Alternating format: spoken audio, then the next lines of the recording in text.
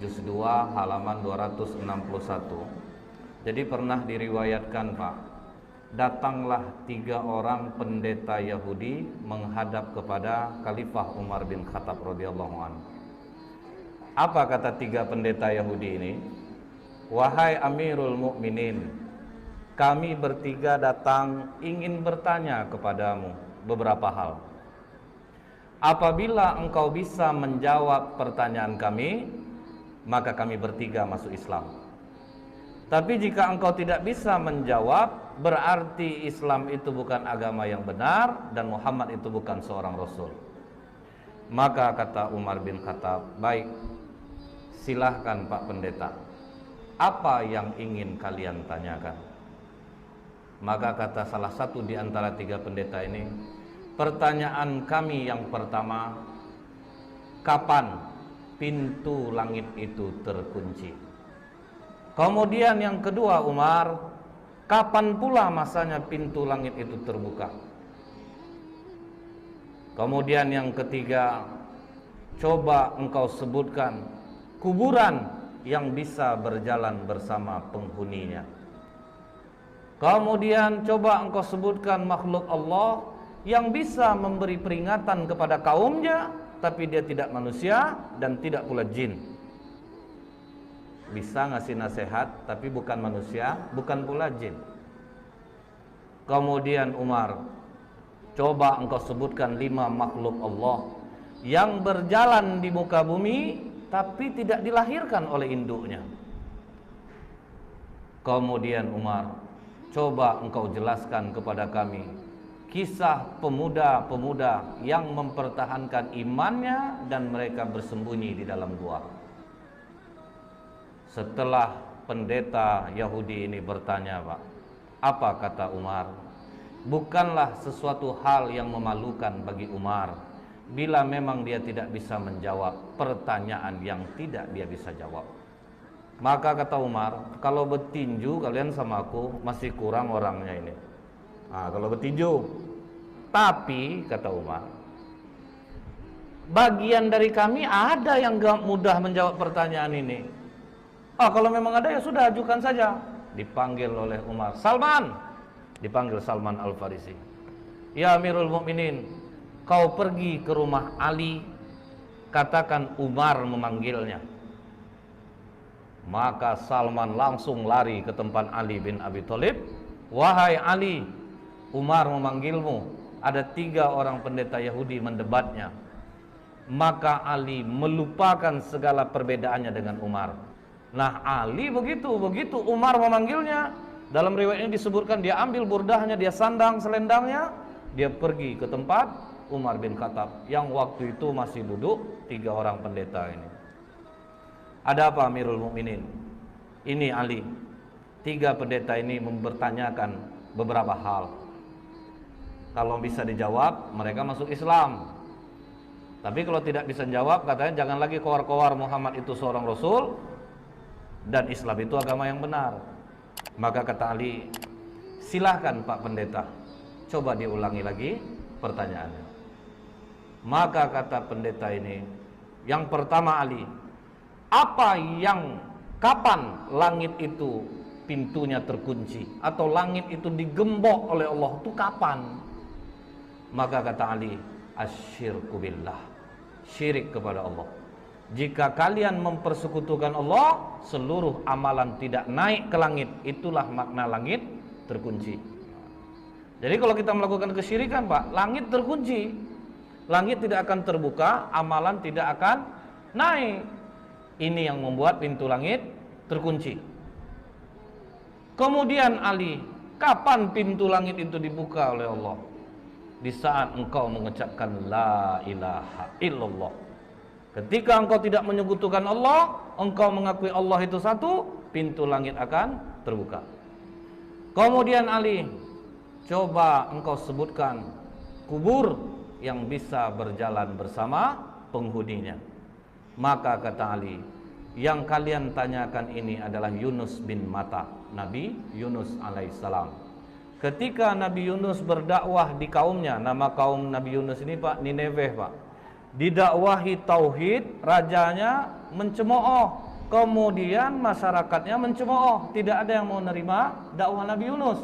Maka Nabi Yunus memohon kepada Allah, Allah kasih waktu 40 hari akan diturunkan azab. Sampai hari ke-39 tidak ada tanda-tanda azab Allah turun. Nabi Yunus putus asa. Dia tinggalkan kaumnya, Bu, tanpa izin Allah. Dia tinggalkan kaumnya, dia berangkat, baru langit menghitam. Jadi Nabi Yunus tidak tahu bahwa Allah akan menurunkan azab. Begitu raja dan masyarakat melihat bahwa azab Allah akan turun, waduh, ini benar Yunus ini. Maka semua kaum Nineveh bertobat, cuman nabinya udah pergi. Naik ke atas kapal, gelombang tinggi, ketakutan nakodanya, maka diundilah nama Nabi Yunus keluar berkali-kali. Maka dicampakkanlah Nabi Yunus ke dalam laut, dimakan oleh ikan, terkubur dalam perut ikan, dibawa jalan ke 7 samudra selama 40 hari. Itulah kubur yang berjalan bersama penghuninya. Karena Allah katakan dalam surah As-Saffat 143, falaula annahu kana minal musabbihin, maka sekiranya Nabi Yunus tidak termasuk orang yang banyak berzikir, bertasbih kepada Allah, jadi dalam perut ikan itu menyesal Nabi Yunus. Dia zikir la ilaha illa anta subhanaka inni kuntu minaz zalimin. Mual perut ikan itu dibuatnya, Pak. Karena kata Allah la labitha fi batnihi ila yaumi yub'atsun, niscaya dia akan tetap tinggal di perut ikan itu sampai hari kiamat. Jadi kalau sempatlah Nabi Yunus tidak banyak mohon ampun kepada Allah, ikan itu akan tetap mengubur Nabi Yunus di dalam perutnya. Terkaget pendeta ini, waduh, ini cerdas satu ini. Dapat dia menjawab pertanyaan pendeta. Jadi kubur yang jalan bersama penghuninya, Nabi Yunus berada dalam perut ikan dan dibawa 40 hari ke 7 samudra, baru dimuntahkan. Baik Ali, kau benar. Kemudian Ali, coba engkau sebutkan makhluk Allah yang bisa memberi nasihat kepada kaumnya, tetapi dia bukan manusia dan bukan pula jin. Maka kata Ali, ketika Nabi Sulaiman dan bala tentaranya sampai di lembah semut, hatta idza atau ala wadin namli qalat namlatu ya ayyuhan nablu dkhulu masakinakum. Jadi ada seekor semut, Pak, dia komandoi kawan-kawannya, wahai para semut, masuklah kalian ke dalam sarang-sarang kalian, karena la yahtimannakum Sulaimanu wa junuduh, nanti kalian akan terinjak oleh Sulaiman dan bala tentaranya. Nah, inilah makhluk Allah yang bisa memberi nasihat kepada kaumnya, tetapi dia bukan manusia dan bukan pula jin. Wah, terjawab lagi. Oke Ali, coba engkau sebutkan 5 makhluk Allah yang berjalan di muka bumi tapi tidak dilahirkan oleh induknya. Maka kata Ali, Adam alaihissalam, Siti Hawa, onta Nabi Soleh itu keluar dari batu, Pak, tidak dilahirkan oleh induknya. Kemudian tongkat Nabi Musa yang berubah menjadi ular, ular itu juga tidak dilahirkan oleh induknya. Kemudian kambing pengganti leher Nabi Ismail, itu pun tidak dilahirkan oleh induknya. Akhirnya 2 di antara 3 pendeta ini langsung menyatakan asyhadu alla ilaha illallah wa asyhadu anna Muhammadar Rasulullah. Oh tunggu, kata satu pendeta lagi, 2 kawanku mungkin sudah terpengaruh oleh jawabanmu Ali, tapi masih ada 1 lagi yang belum terjawab. Coba engkau ceritakan kisah pemuda yang bersembunyi dalam gua untuk mempertahankan imannya. Baik, akan aku terangkan seperti apa yang ada dalam Al-Quran, kata Ali. Kalau dari Al-Quran kami sudah dengar Ali, kami ingin engkau detail menerangkannya seperti apa yang disampaikan Rasulullah kepadamu. Maka kata Ali, kalau begitu benarkan duduk kalian. Malah ditantang, Pak. Jadi dia ingin mengungkap Ali itu ceritanya itu yang detail. Maka kata Ali, silahkan, dari mana kalian ingin menanyakan? Baik Ali, di mana peristiwa itu terjadi? Maka kata Ali, di kota Apesus atau Tarses, Pak, antara Turki, Yordan. Kemudian silahkan lanjutkan Ali. Jadi dulunya kata Ali, kota Apesus ini dikuasai oleh raja yang sangat baik. Ketika raja ini meninggal, Raja Dikianius yang menguasai Roma mendengar bahwa Raja Efesus ini meninggal, maka mereka pun menyerang kota Efesus dan mereka kuasai. Kemudian kata Ali, Dikianius membangun istana besar. Tunggu dulu Ali, kata pendeta ini. Berapa panjang dan lebar istana yang dibangun oleh Dikianius? Maka kata Ali, panjang 1 farsah, lebar 1 farsah. 1 farsah itu sekitar 8 kilometer. Baik Ali, teruskan. Kemudian Dikianius ini memiliki menteri-menteri, dan Dikianius meletakkan 50 menteri di sebelah kanan, 50 menteri di sebelah kiri. Dan Dikianius mempunyai 6 penasehat, pemuda-pemuda cerdas di belakangnya. 3 di kanan, 3 di kiri. Oke Ali, siapa nama ke-6 pemuda itu? Maka dijawab oleh Tamlika, Miksalmina, Mikasdimina, Martelius, Kalitius, Sidamius. Jadi inilah 6 pemuda yang menjadi cikal bakal Ashabul Kahfi. Tapi waktu itu masih 6. Nah, ini Pak, waktu itu hanya masih 6. Ini pemuda-pemuda cerdas andalan Dikianius. Jadi kalau 50 menteri sudah rapat, tetap nanti keputusan akhir kepada 6 pemuda ini. Nah, kemudian Pak, ditanya oleh pendeta ini, seluas itu istana yang dibangun oleh Dikianius Ali, bagaimana dia cara mengharumkan istananya? Maka kata Ali, setiap pagi ada yang membawa parfum di dalam ember besar. Kemudian ada satu yang membawa seekor burung. Ketika burung ini diberi isyarat, maka burung ini mencemplungkan kedua sayapnya dan mengibaskannya ke seluruh ruangan istana. Canggih orang dulu rupanya Pak.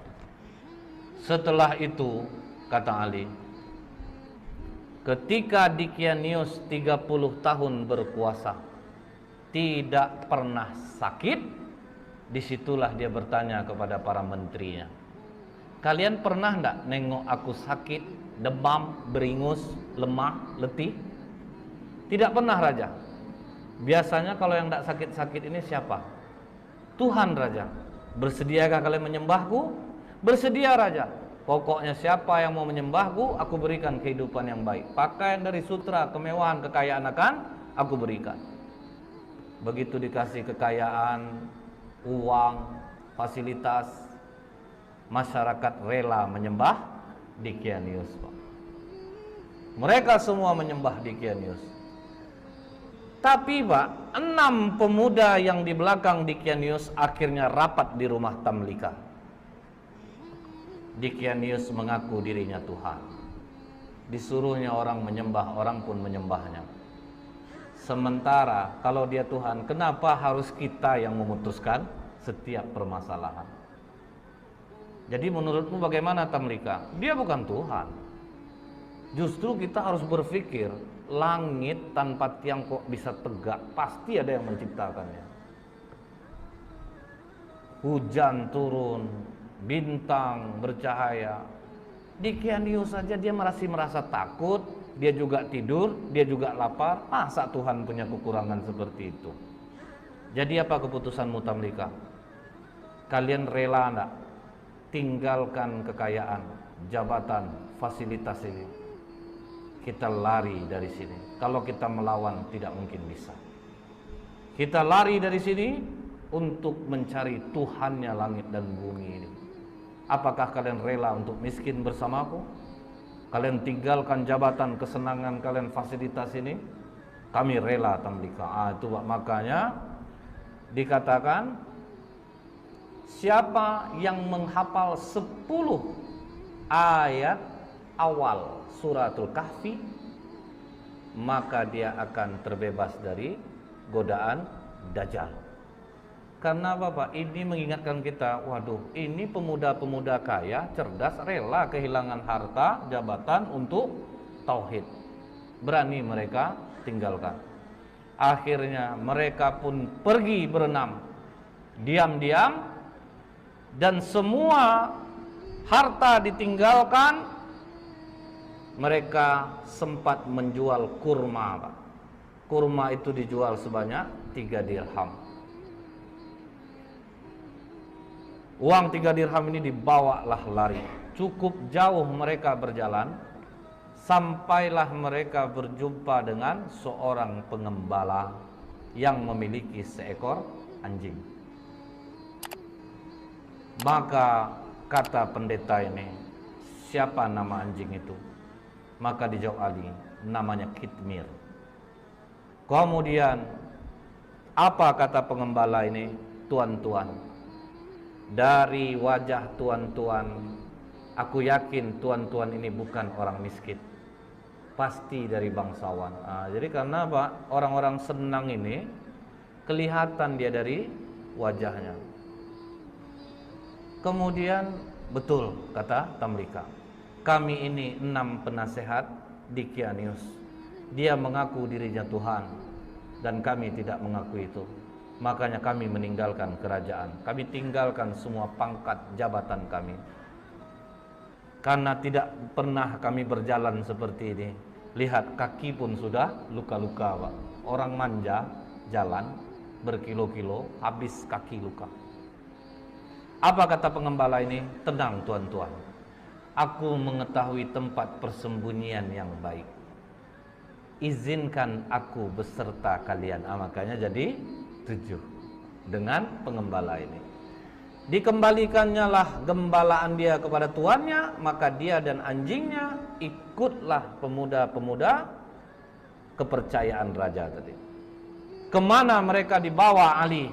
Dijawab oleh Ali, ke Bukit Nablus yang di bawahnya ada gua yang namanya Khemar. Maka begitu mereka mau masuk gua tersebut, sempat mereka mandi di mulut gua. Jadi mulut gua itu ada air terjunnya Pak. Jadi memang susah untuk diketahui orang. Sempat mereka mandi, masuk ke dalam, duduk, golek sana, golek sini, golek sana, sampai terang hari. Hari sudah pagi. Kita lapar. Siapa yang akan mencari makanan? Makanan hanya ada di tempat kerajaan. Berarti sangat jauh kita pergi berjalan ini. Siapa yang mau pergi? Karena Tamlika ketua rombongan, biar aku yang ke sana. Hati-hati Tamlika, jangan sampai engkau tertangkap Dicanius. Begitu Tamlika keluar dari mulut gua, sudah mulai terkejut ya Pak, karena air terjunnya sudah tidak ada. Tapi terus dia bawa uang 3 dirham ini, jalan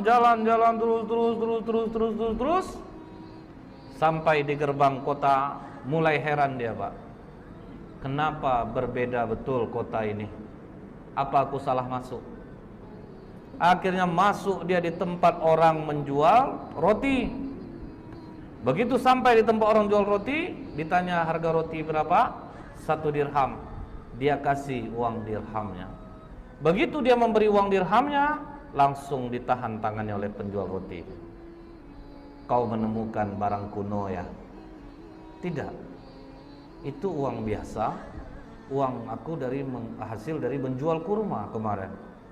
Jangan bohong. Raja Abdurrahman hanya mengambil 5% dari barang kuno yang ditemukan. Tambah kaget Tamlika Pak. Loh, nama rajanya kok beda?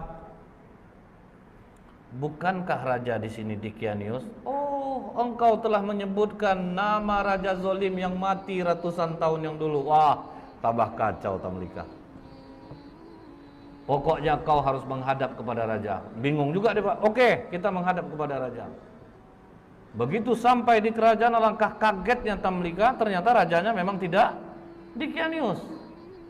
Dikatakan oleh tukang roti ini, Raja, ini orang membeli roti kepadaku dengan menggunakan uang kuno. Jadi makanya aku bawa dia kemari. Tapi ini uang aku kemarin Raja, bukan uang kuno. Sudahlah kata raja, kami hanya mengambil 5% dari barang kuno yang ditemukan. Tidak raja, ini uang baru kemarin. Sudahlah, jangan berkelit, kata raja. Aku tinggal di sini raja. Disebutkannya lah nama-nama orang yang dia kenal, Pak. Apa kata raja? Sepertinya pikiranmu mulai terganggu. Nama-nama yang kau sebutkan itu nama-nama orang yang sudah lama mati ya. Tapi betul raja, aku tinggal di sini raja. Aku masih ingat di mana rumahku. Maka kata raja, iringi dia.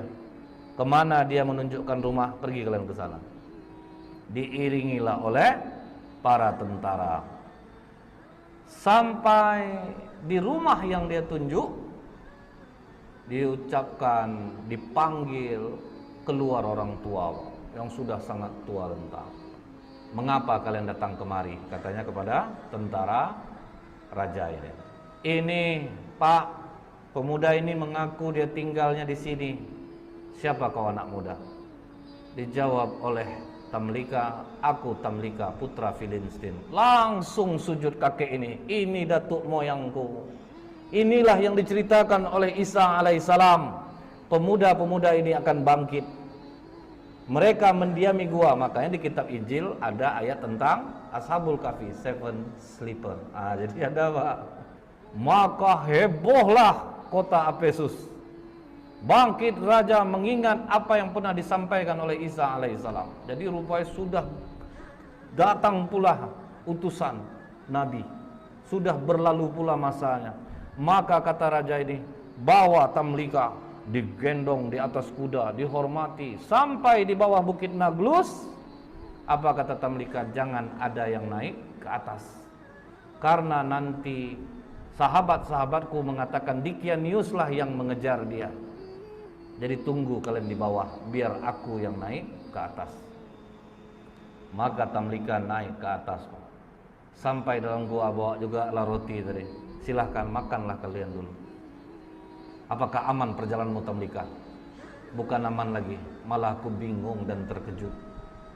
Tahukah kalian sudah berapa lama kita di sini? Makanya ada dialog itu Pak dalam surat Al-Kahfi. Fadarabna ala adhanihim fil kahfi sinina adada. Maka kami tutup telinga mereka dalam gua itu selama beberapa tahun.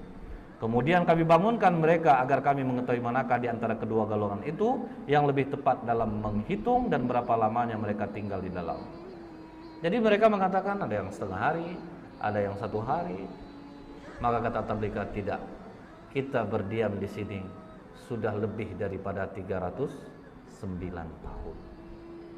Mendengar itu, benarkah Tamlika? Iya, raja sudah berganti. Seorang nabi sudah diutus dan sudah berlalu. Mereka sekarang menunggu kita di bawah. Mari kita turun. Maka apa kata 5 orang kawannya lagi? Jangan Tamlika. Kita sudah melihat kebesaran Allah melindungi kita selama 300 tahun. Seolah-olah kita baru saja semalam. Kita sudah diselamatkan Allah, kita bangun dan akhirnya kita tahu tentang keajaiban Allah. Kita mohonkan kepada Allah untuk menutup pintu gua ini dari pandangan manusia, dan kita mohon kepada Allah untuk mengambil kita. Karena apabila kita turun Tamlika, mereka nanti akan mengkultuskan kita. Mereka akan mendewakan kita. Sudah, kita jangan ada yang turun. Akhirnya pintu gua itu ditutup dari pandangan manusia.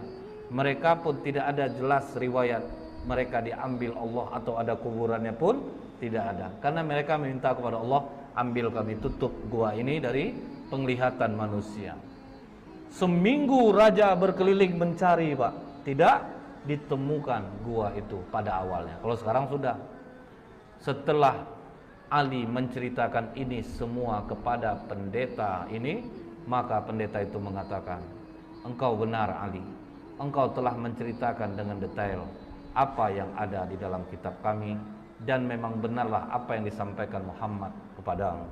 Maka pendeta yang terakhir ini pun masuk Islam jadinya Pak, mengucapkan syahadat asyhadu alla ilaha illallah wa asyhadu anna Muhammadur Rasulullah.